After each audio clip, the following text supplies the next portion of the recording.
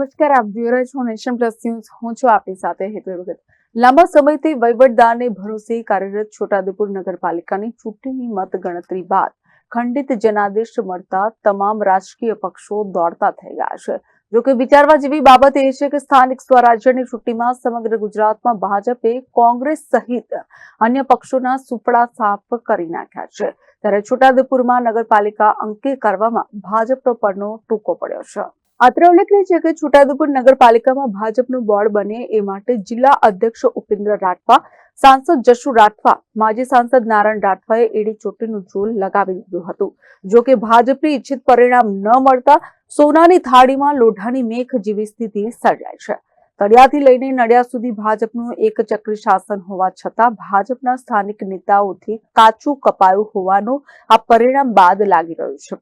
છોટાઉદેપુરમાં ભાજપને 8, કોંગ્રેસને 1, સમાજવાદી પાર્ટીને 6, બહુજન સમાજ પાર્ટીને ફાળે 4, ગુજરાત સર્વ સમાજ પાર્ટીને 4, નવનિર્માણ મંચને 1 અને અપક્ષોને ફાળે 4 બેઠકો ગઈ છે.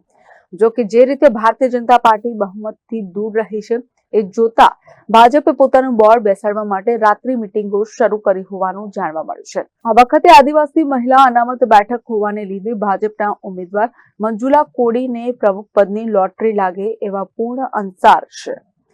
અત્રે ઉલ્લેખનીય છે કે છોટાઉદેપુરમાં આમ આદમી પાર્ટીએ પણ જિલ્લા અધ્યક્ષ રાધિકા રાઠવાના માર્ગદર્શન હેઠળ 12 ઉમેદવારોને ચૂંટણી મેદાનમાં ઉતાર્યા હતા. જોકે મતગણતરી બાદ આમ આદમી પાર્ટીનો સફાયો થઈ જતા રાજકીય સમીક્ષકો એને દિલ્હીની ચૂંટણીમાં મળેલ પરાજયનો પડઘો માની રહ્યા છે. આગામી દિવસોમાં આમ આદમી પાર્ટીએ પણ નવી રણનીતિ સાથે આવવું પડશે એમ કોઈ બેમત નહીં હોય. હાલ તો ભાજપે એન પ્રકારે સત્તા જાળવી રાખવા માટે અન્ય પાર્ટીઓ સાથે વાટાઘાટોનો દોર શરૂ કર્યો છે. ત્યારે આધારભૂત માહિતી અનુસાર ભાજપની જેમાં ફાવટ છે એવા સામ, દામ, દંડ અને ભેદ જેવી તમામ યુક્તિ પ્રવૃત્તિઓની અજમાયશ થઈ રહી છે. એ જોતા આગામી દિવસોમાં છોટાઉદેપુર નગરપાલિકામાં ટેકન લાકડીથી ચાલતી સરકાર કેટલી અસરકારક ભૂમિકા ભજવી શકશે એવો પણ સવાલ નગરજનો કરી રહ્યા છે. ભારતીય જનતા પાર્ટીએ જે સમીકરણો ગોઠવ્યા છે એમાં વોર્ડ નંબર 4 વિજેતા મહિલા ઉમેદવાર મંજુલા કોડી પ્રમુખ પદ માટે ફ્રન્ટ રનર છે. છોટાઉદેપુરમાં 4 અપક્ષો પૈકી 2 ગમે ત્યારે વંડી ઠેકી ભાજપ સાથે જાય એવા એંધાણ છે અને આ 2 અપક્ષ ઉમેદવારોને નગરપાલિકાના બોર્ડમાં જવાબદારી પણ મળી શકે છે. Rehan Patel, nation plus Chhota Udepur.